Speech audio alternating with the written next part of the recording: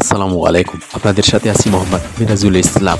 এবারে থাকছে রাজশাহী বিশ্ববিদ্যালয়ের শিক্ষক কর্মকর্তা কর্মচারীদের প্রাতিষ্ঠানিক সুবিধা বাতিলের প্রতিবাদে মানববন্ধনের মূল বিষয় এবং বক্তব্যগুলো দেখে আসি আমরা সেই ভিডিও ফুটেজে।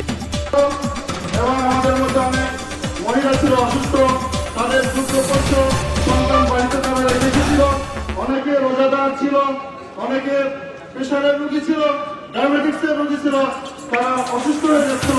একের পর এক আমরা বাইরে যোগাযোগ করে অ্যাম্বুলেন্স আমরা ঠিক করে রেখেছিলাম যে অসুস্থ হয়ে তাদেরকে মেডিকেল ভর্তি করতে হবে। আমরা ওষুধের ব্যবস্থা করতে বলেছিলাম, কিন্তু আন্দোলনকারীরা কোনো সুযোগ সুবিধা আমাদের দেয়নি। আমাদের অফিসার ভাইদের খাওয়ার ব্যবস্থা করলে পরে তারা বাইরে থেকে কোনো প্রকার খাওয়া পানি তাদের দিতে দেওয়া হয়নি।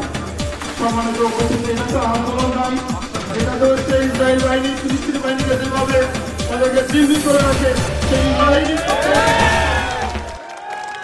আমরা কি সেই ফিলিস্তিনে বসবাস করছি নাকি? যে কোনো আন্দোলন সংগ্রামের আলোচনা, যে কোনো বিষয়ে সবাই আলোচনা সবাই করতে পারে, কিন্তু আমাদেরকে আমরা কেউই জানতাম না যে আমাদের দিল্লিতে আটকে রাখা হবে। আগের দিন তারা যদি মাইকিং করে বলে দিত অথবা সকালবেলা এসে তালা মেরে দিত, তাহলে আমরা বুঝতে পারতাম যে এখানে আন্দোলন সংগ্রাম হচ্ছে, আমরা কেউ ভিতরে ঢুকতাম না। কিন্তু অফিস শুরু হওয়ার পরে 1 ঘন্টা পর যখন ঘোষণা দেওয়া হলো প্রশাসনের অনুমতি ছাড়া তো কোনো চাকরি প্রশাসনকে চলে যেতে পারে না, এই জন্য আমরা সেদিন প্রশাসনের নির্দেশে আমরা সেদিন অবস্থান করেছিলাম ভিতরে।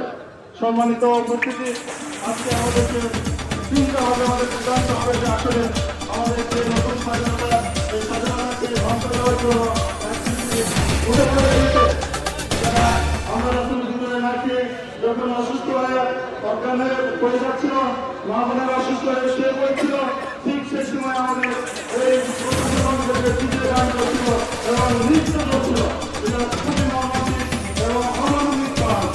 এই জন্য আমরা এই সরকারের নিন্দা জানাচ্ছি, আমরা এই সমস্ত আন্দোলনের নিন্দা জানাচ্ছি। আমরা সে সমস্ত ভাইদেরকে জানাচ্ছি, আপনারা আমাদের যারা ন্যায্য দাবি নিয়ে আপনারা আন্দোলন করতে পারেন। অনেক আন্দোলনের বিষয় আছে, কিন্তু আমাদের যে সুবিধা চলেছে সুবিধা বাতিল নিয়ে কেন আপনাদের কেউ আমরা আন্দোলন করতে পারবো না। এই জন্য আমাদের যে সুবিধা বঞ্চিত করা হলো, আমাদের এই সুবিধা আলাদা আমাদেরকে ফিরিয়ে দিতে হবে। আর আমাদের সারা বাংলাদেশে যে যারা সুবিধা ভোগ করছে তাদেরও সুবিধা আমাদের জন্য আপনাদেরকে আন্দোলন করতে হবে, অথবা সারা বাংলাদেশে সর্বপ্রতিষ্ঠান যে সমস্ত সুবিধা ভোগ করছে আমরা তো সেই সুবিধা আমাদেরকে সুযোগ দিতে হবে, তাহলে আমরাও তো সমস্যা হয়ে গেলাম। আজকে আমরাও রাষ্ট্রীয় বিশ্ববিদ্যালয় অফিসার কর্মকর্তারা সারা বাংলাদেশে যে প্রাতিষ্ঠানিক সুবিধা ছিল সেখান থেকেও আমরা বৈষম্য শিকার হলাম। আমরা চাই না কেউ পরিবেশে বৈষম্য শিকার হল। এই জন্য আমরা আহ্বান জানাচ্ছি যে আগামীতে আপনাদের এই আন্দোলন আমাদের দাবি আন্দোলন যখন যেভাবে আহ্বান জানানো হবে আপনারা স্বতঃস্ফূর্তভাবে আমাদের ধন্যবাদ সকলকে এতক্ষণ সাথে থাকার জন্য।